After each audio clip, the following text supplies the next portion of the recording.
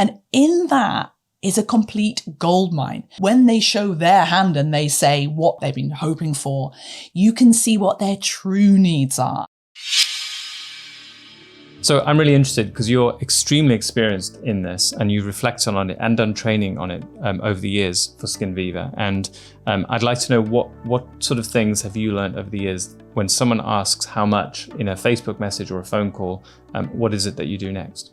Okay, so it's super important to take control of that conversation because at the moment you are on the back foot and it can be quite affronting when someone says how much and you're thinking to yourself, well, they're just shopping around.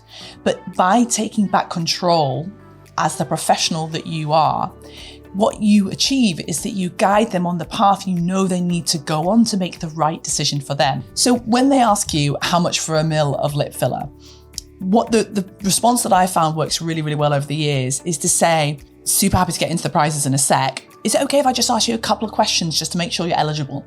And at that point, they'll be a bit intrigued and they'll say, yeah, like that. And at that point, you need to say an open-ended question like, so how long have you been thinking about having treatment?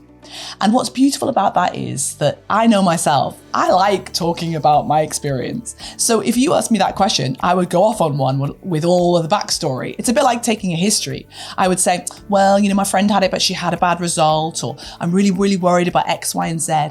And in that is a complete goldmine. When they show their hand and they say what they have been worrying about, they've been hoping for, you can see what their true needs are. And this is what separates you from the people who are just vending machines and do just give out a mil of filler here, and there.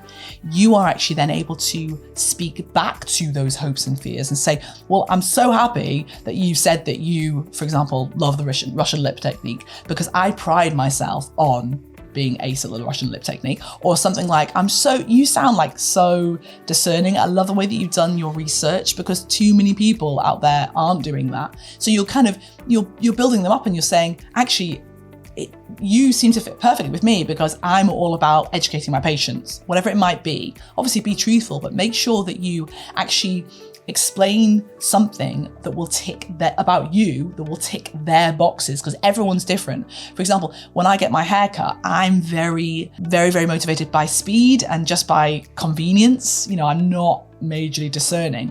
So if you ask me, have I been thinking about it for a while? I'll say, well, yeah, I all over lockdown, I've been really worrying about my hair and I just want to get it done now. And then you could say, I'm so glad you said that because do you know what? I've got a slot on Saturday. Are you up? And it means that you can speak back to them and bespoke your response to them.